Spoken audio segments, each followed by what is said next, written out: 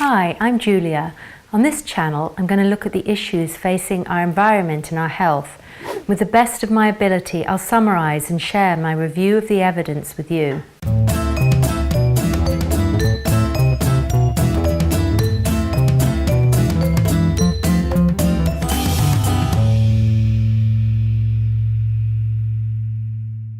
In this episode, we'll look at our global population and our environment.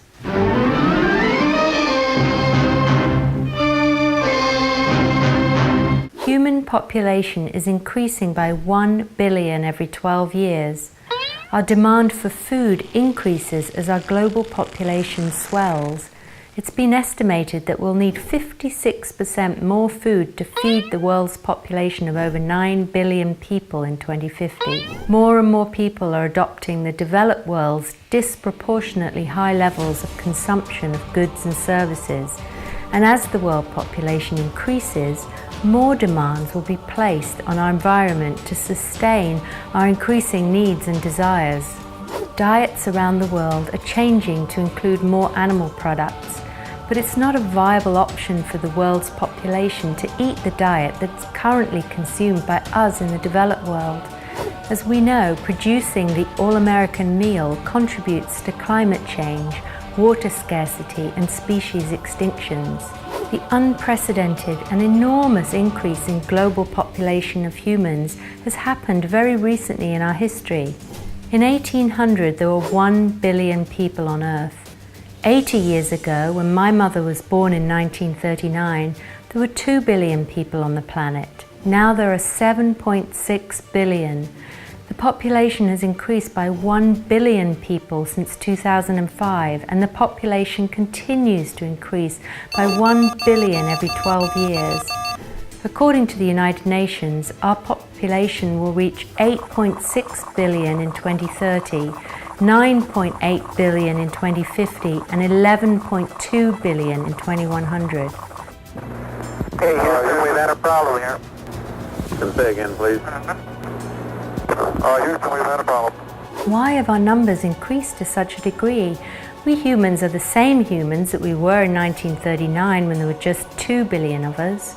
We are the same humans that we were in 1800, but we're not living in the same environment as we were back then. Advances in public health, medicine, technology, and the use of fossil fuels to provide energy have dramatically reduced child mortality and increased life expectancy.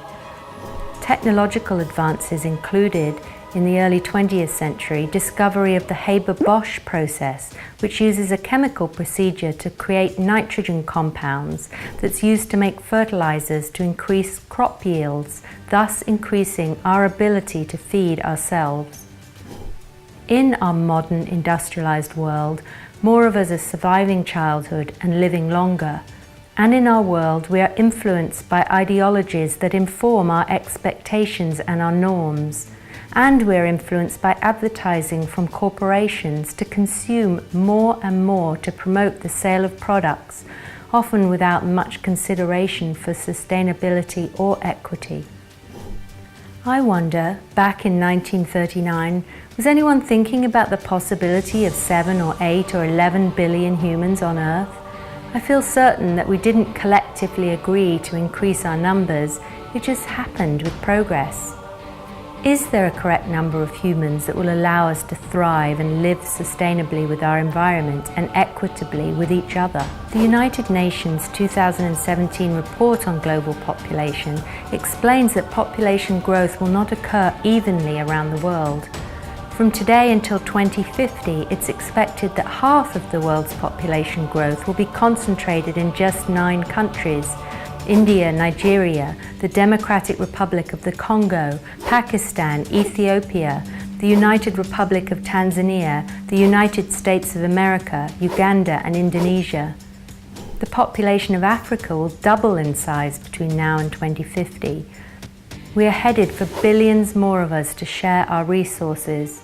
And in an equitable world, we should all have access to enough food, clean water, healthcare, and education. Yet our current food production system is broken. It is neither equitable nor sustainable. We humans are overexploiting our home, planet Earth. But this overexploitation is not equally distributed across populations. The USA leads the way in both overconsumption and greenhouse gas emissions, followed by other developed nations of the world. Yet it is a tragedy that the places where humans have contributed least to greenhouse gas emissions and other anthropogenic changes will be affected the most.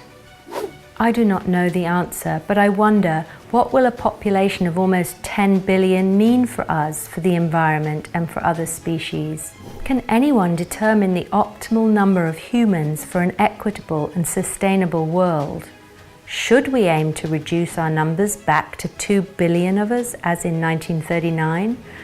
Or should we aim for no more than a replacement rate of population to prevent us from continuing to add another billion humans every 12 years?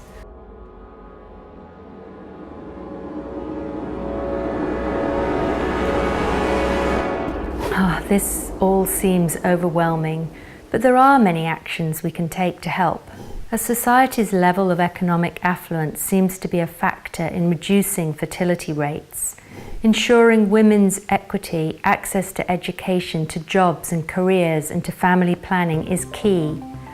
As countries develop, as childhood mortality declines and public health improves, women are empowered and societal expectations around family size can change. If we want to reduce our global human population, then economic development and equality for women is a proven way to achieve this goal. But to date, no country has developed without the use of fossil fuels. Somehow, urgently, we need to figure out a way to promote global economic development, but without the use of fossil fuels. At the same time, in places like the USA, where we eat 3 times the meat as the average person in the rest of the world, we need to reduce our consumption and change our dietary norms. What can we do as individuals? If you're planning a family, you could choose to have fewer children. You could consider adoption. Contrary to widely held belief, it is entirely possible to be happy and fulfilled and at the same time to be child-free. Support comprehensive sex education in schools. Support a woman's right to choose. Support organizations like Planned Parenthood, and support ways that empower women to have control over their own fertility. Ensure we all have access to reproductive health care. Support other ways that will empower women around the world. For example, support organizations that help girls to go to school. Do your best to change ideologies that don't promote the equality of women. In the USA and the rest of the developed world, we can think about ways we can each reduce our contribution to the anthropogenic harms of our modern existence. We can choose to redefine the all-American meal to a plant-based meal. We can eat an organically grown plant-based diet. It's a small change that has a big impact. Even if we all limited our meat and dairy consumption, we could have a considerable effect on greenhouse gas emissions and the amount of land needed to produce our food. Next time, I'll look at the environmental impact of pet ownership. If you enjoyed this video, remember to like this page and subscribe to Your Care Plan on YouTube. Thank you and see you next time.